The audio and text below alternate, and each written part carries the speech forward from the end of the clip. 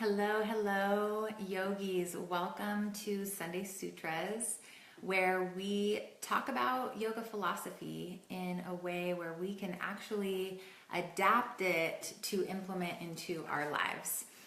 And I am always super excited to connect with you guys in this way. And for those of you joining live, thank you so much. I hope you're having a beautiful Sunday. Here in Orange County, it's a little bit rainy, sprinkling, and a little gloomy. So I'm inside today. But those of you that are watching on replay, awesome and welcome.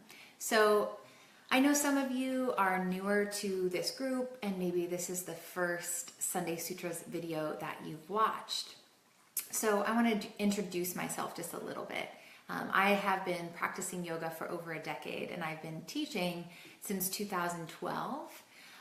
And my premise basically for this video today is that yoga is not a practice of the body. So that might land in a couple of ways with you. If you were introduced to this practice through group asana, then that might be really confusing to say that yoga is not a practice of the body, because we use the body in this practice as a tool. But the sutras define yoga. So from the system of Patanjali, who wrote the Yoga Sutras, yoga is the ability to harness the fluctuations of the mind. So if you've watched the first Sunday Sutras video that I posted on what is yoga, you'll hear me talk a little bit more about that from Patanjali's perspective. But I've noticed that lately, in our current kind of modernized culture of yoga, yoga is a exercise regimen, basically. Hey, AG. And the truth is that is asana. That is group asana. So when I talk about yoga, I like to make a distinction between group asana and yoga. Because asana, the physical postures of yoga, are just one of the many, many tools. Of the 195 Yoga Sutras, only 3 really even discuss asana at all. Only one directly talks about asana, and that's Sutra 246. It says Stira Sukha Asanam. So even in that context of talking about asana, that word asana, it means seat.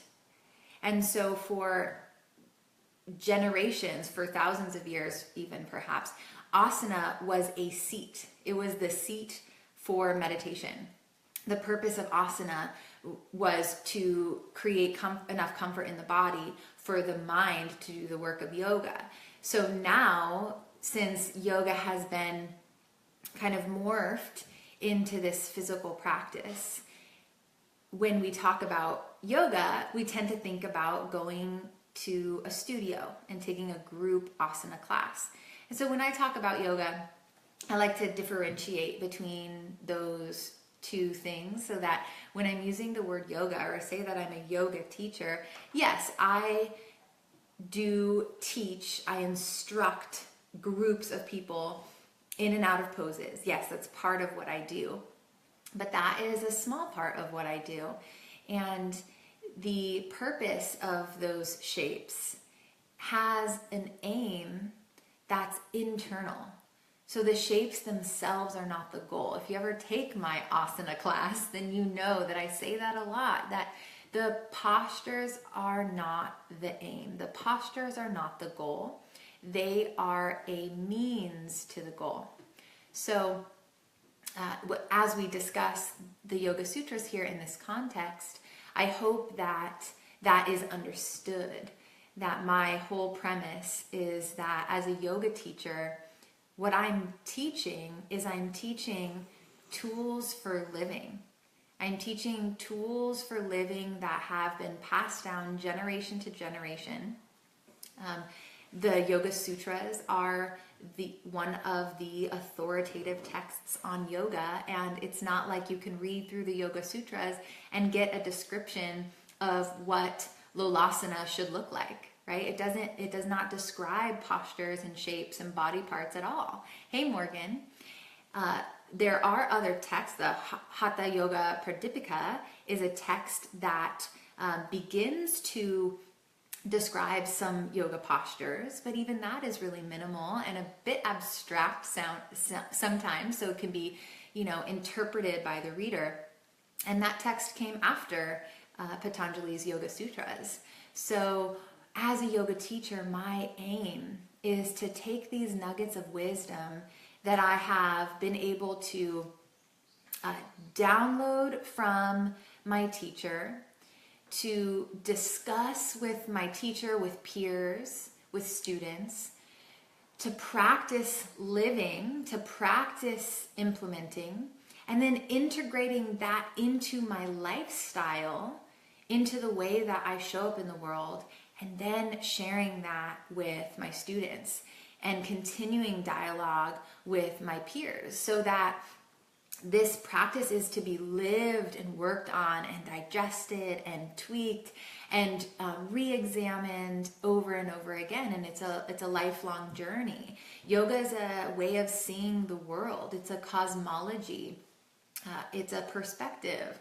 And so my intention is to carry the lens of yoga through all of my interactions.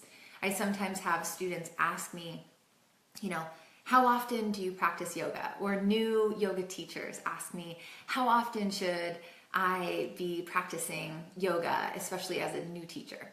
And what I know they mean is how often should I get on a mat and move my body into postures, right? I know that's what they mean.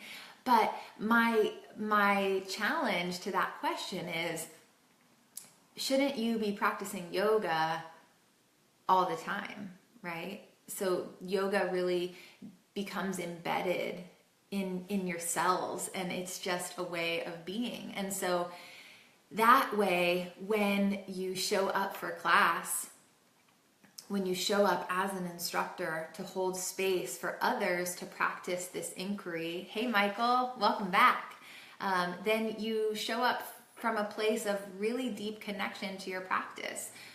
Another answer that I have to that question, I had a conversation with one of my students who took class with me this week, and she's like, how do you do it? You teach yoga, you have a daughter, you have a relationship. How do you manage to take care of your own needs, your own practice? And my other answer to that is that my practice is very short. I spend, on average, I would say that my goal, the intention I set, is 7 minutes a day, because that was passed on to me through my teacher. I forget who shared that with her, but that 7 minutes can make a huge impact in setting the tone of my day, and I can commit to 7 minutes. So I can commit to 7 minutes of breath practice, pranayama. I can commit to 7 minutes of practicing gratitude, journaling, reading, whatever that 7 minutes entails. That sets the tone for my day. And it can happen at the beginning of my day, and that's fantastic. And if it doesn't, then it can happen in the middle of my day or the end of my day. And my practice, sometimes it incorporates movement, because movement, asana, one of the goals is to create space in the body to prepare the body for breath practice. So asana is meant to be practiced before pranayama, so that the body is open and ready to move into this deep breathing practice. And then pranayama is to precede the practice of steadying the mind and focusing the mind, right? So we get to practice focusing the mind on the breath, and the body and the breath begin to unite, and then it sets the tone for the mind to have more ease, to have more clarity. So if you're currently a householder like me, the Yoga Sutras are broken up into different chapters, different books that are addressed to different populations, and your practice should be customized, and it should be evolving, ever evolving with you and your lifestyle. So a good practice is a practice that fits into your life. And yogis are not intended to live out in a cave isolated from society. The Yoga Sutras clearly depict a yogi that is in the householder stage as being involved in doing the work of being a householder. So that's why the Yoga Sutras map out relationship skills, because we're intended to be practicing these things in the real world, which involves other people and being a part of society. So my current stage of life as a working mom, having a young child that depends a lot on me for her needs, then my practice is short. And the goal for me is consistency rather than duration. So quality over quantity, right? And in that consistency, I can have little touch points where I ground into my practice over and over again in short spans so that it's appropriate for my lifestyle and I can be more consistent with it. So I've been listening. I love podcasts. I'm super into it right now. I love that I can listen while I clean the house. I can listen while I walk the dog or drive my car, whatever. And one of the yoga podcasts that I found is Yoga Talks with Jay Brown. And I listened recently to his talk with Donna Fari, I think is how you say it. And I was so impressed with her. She talked a lot about this idea of inquiry. Hey, Angelina. The process of inquiry as a yogi. So if you're a yoga teacher, my friend, I really, really want to urge you to understand that if you are a group asana teacher, that's one thing. Hone your craft as a group asana teacher. Understand the body and the mechanics of the body and the systems of the body and how we can use yoga to support a variety of shapes and sizes and abilities in our students, right? And also, if you really want to be a yoga teacher, then get into the yoga in your own life and in your own way. And something that Donna talked a lot about was this practice of inquiry that can only really be accomplished in our own time, on our mat, or with our breath, or with our thoughts, deeply connected to our internal selves, where we explore on our own and begin to establish this relationship of curiosity and trust in our own intuition of what feels good in our body, what serves us throughout our day, what's happening in our relationships, and where maybe we can go with that information. And that practice of inquiry is so important. And in terms of how you move your body in your practice, I'm a part of different Facebook groups about yoga and movement, and I like to stay involved in dialogue that yoga teachers are having about safety in the body and how we're moving and how we're telling our students to move. And for me, one of the strategies that I implement as a yoga teacher that wants to keep my students safe is to be a cheerleader of their own process of inquiry. That I have never lived inside their body, and I can never know what's appropriate for my students in terms of how they move.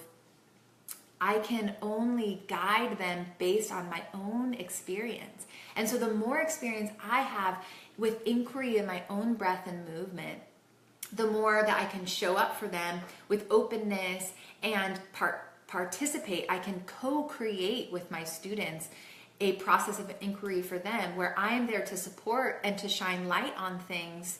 However, they are the one guiding their own curiosity, and they're guiding their own breath and their own movement, and that I'm there to facilitate that process, to give a lot of space and a lot of love and compassion, and to infuse confidence and to infuse hope into my students, so that if they hit points in their practice, whether it's in a physical way or in their lifestyle or in their relationships, that I'm there to to help them remember the future. As my sutras teacher Robert says, remember the future. The future propels us forward in the direction of our dreams.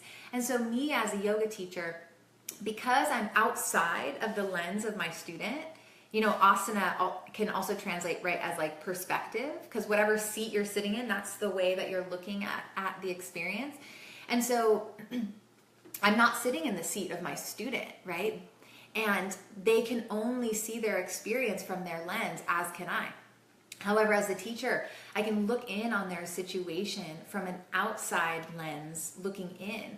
And sometimes, because of that perspective, I can maybe see things that student is too close to see themselves. And that's the practice. And so that's why this beautiful blend or dichotomy of having a relationship with a teacher and having a relationship with yourself, with your practice, is in my experience the most foolproof way to keeping yourself on the right track. Because if I only highly respect my teacher and her experience and her wisdom and her physical practice, and I follow directions to a T, and I just absorb what is told to me and I do it, then that, in my experience, is when injury happens, where we surrender to the authority of a teacher and we forget our own inquisitive nature. So the blend of not just blindly guiding myself based on what feels good, because I don't know about you, but what I know about me is that I really like to take it easy. And I think that's a really good quality that I bring to my life. It serves me well in a lot of ways. However, that take it easy kind of mentality can sometimes keep me in my comfort box, right? And so it's helpful for me to balance that tendency, as we all have our samskaras, right? Our habits, our modes of operation. So that tendency I can balance with the input of a teacher, right? And so that's really the process of being a yogi in my experience. And I really believe that it is our responsibility as yoga teachers to understand that process.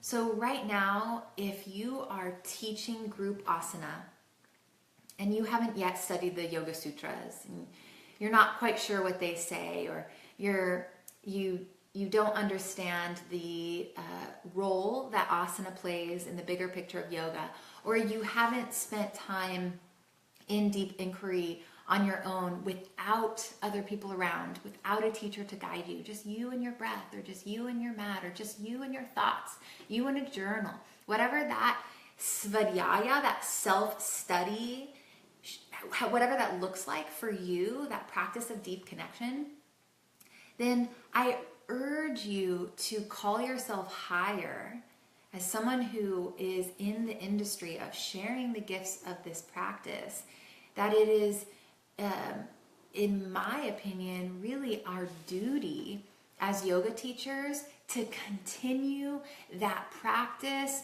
with enthusiasm.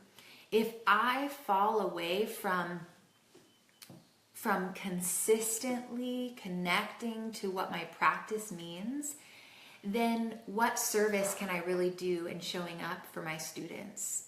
So group asana has a place. Yes, it's a beautiful place to connect to this practice.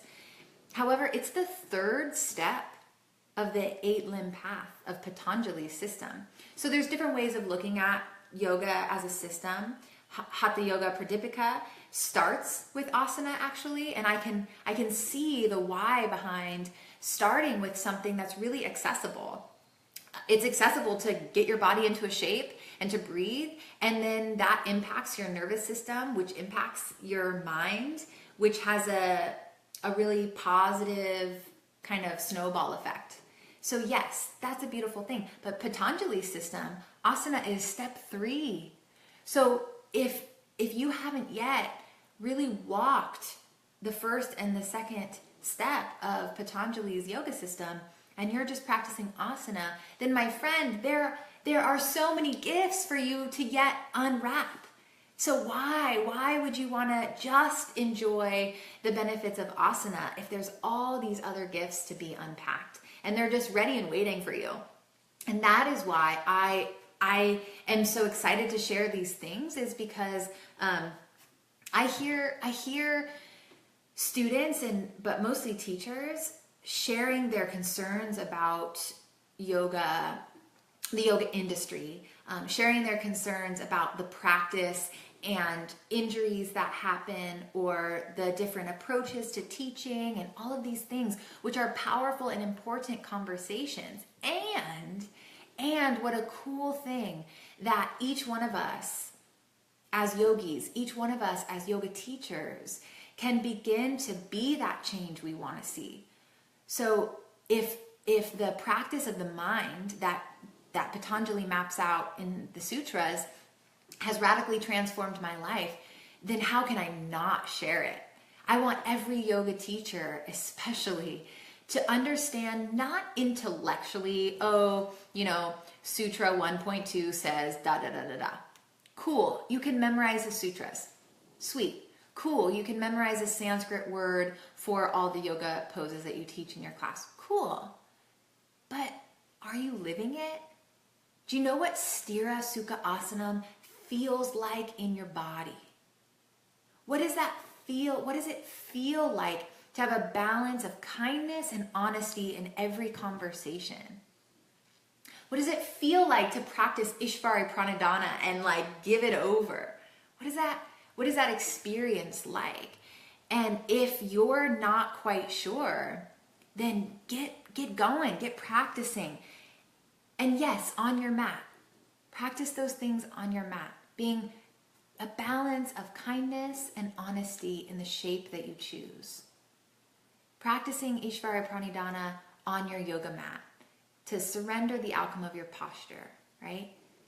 And start to infuse that into how you show up online. What kind of comments you leave, what kind of statuses you leave, what kind of thoughts that you give permission to hang out in your mind.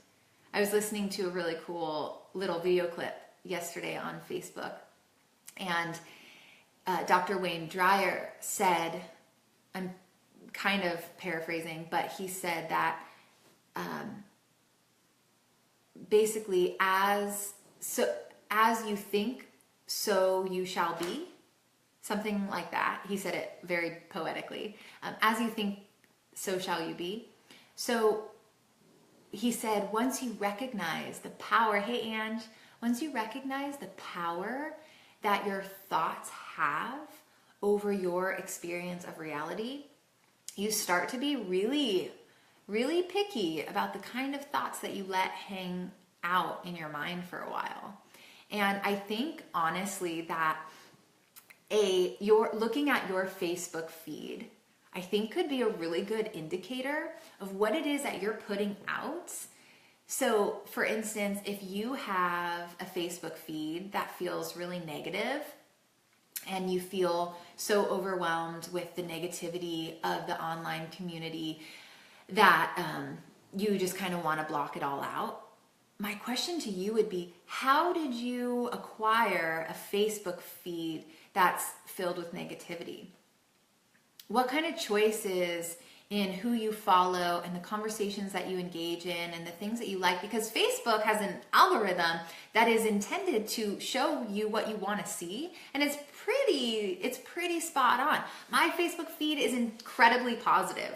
When things show up on my Facebook feed that are less than inspiring or don't uplift me, I ignore them, I unfollow them, I disengage, right? And that to me is why I have a Facebook feed that's really uplifting, is because of the kind of people and the kind of posts that I give my energy to are the things that keep coming back around. So I don't see a lot of negativity unless I'm looking to kind of go into the rabbit hole of a conversation on a particular Facebook group and to read and to scan. But because of the way I engage in Facebook, the things that Facebook knows I want to see are super uplifting. Like, I love my Facebook feed, and I have essentially curated it to be that way by the things that I say yes to and the things that I say no to. And guess what? To me, that is a representation of the same thing that happens in your life. So if you feel like the people around you are super negative, or you're noticing like trends in your life that don't feel supportive, my encouragement to you, the practice of a yogi, would be to begin to shine light on what are you bringing to the table? What are you giving your attention? What are you engaging in? What are you saying with your words, and what are you thinking in your mind? What thoughts are you giving permission to stay and hang out longer, right? Because I am not a proponent of it's so easy, just like, I'm not saying that this is an easy practice. I'm not saying that that there's this like karmic response to every single thing that you do, and that you're getting punished for bad choices or something like that. I'm not trying to oversimplify, but what I am saying is that the more that I project what it is that I'm looking for, and when I see a hole in the game, like when I'm like, that could be upgraded, let me upgrade it. And I start to, like I said last week, become the hero of my life by taking ownership of what I do have power to influence, or to change, or to ignore, or to disengage in, or to engage in, right? So all of a sudden, with all these little choices adding up, I get to influence my experience. So in no way, shape, or form am I oversimplifying our human experience. It's very complex, from our physiology and our biology to the way that we have been, the way we've been imprinted by our experiences. So don't get me wrong, I'm not saying it's easy. I understand how powerful those influences can be. Yet, I experience the most empowerment. I experience the most joy, the most ease as I move through life when I choose to recognize where I do have some authority, where I can make an influence, and I choose to see the things that are around me, other people, things I come in contact with, my circumstances. I choose to see that as information about how I'm showing up. So I just encourage you to take that approach in your days and see how that works for you. Start to be really mindful of how you engage online. Start to be really mindful of how you engage in person, how you show up to your yoga mat, the permissions that you give yourself to really delve deep into this spirit of inquiry. And as a yoga teacher, how you show up in the room, if you are guiding group asana, how you show up to hold space for your students to practice that inquiry for themselves. So that's about time. I'm working to keep each of these videos to about 30 minutes. I think I'm doing a pretty good job. But I would love to, oh, by the way, I made this group public so that it's not closed anymore, because I wanted you all to be able to tag your friends and to share these videos and to have it be visible to a wider audience so that these discussions can be enriched. So thank you so much for showing up. Thank you for continuing this conversation by asking questions. Thank you for sharing this with your friends and with your students.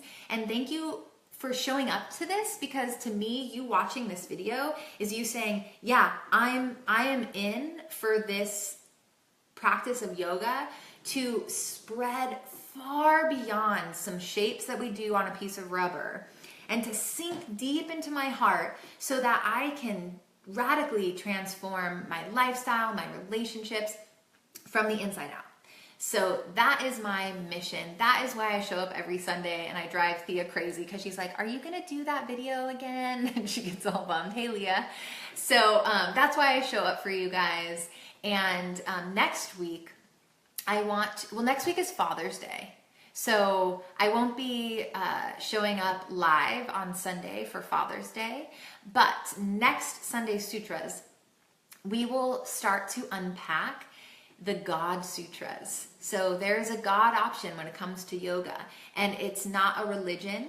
However, you can take your God consciousness or lack thereof, and then you can lay these wisdom teachings on top, and they are very congruent regardless of what your structure for God or lack thereof is. So we're going to talk about that next time.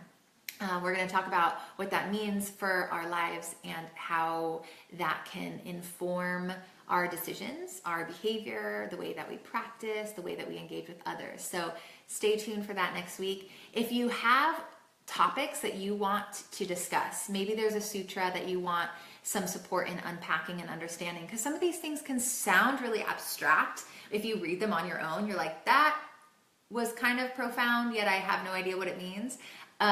Then reach out to me, let me know. So then that way I can show up with the kind of questions and working to shine some light that has been shined for me, for you, and we'll continue the conversation. So have a beautiful Sunday. Have a beautiful weekend, my friends. Enjoy celebrating Father's Day, whatever that means for you. Sending all my love and hope to see you soon.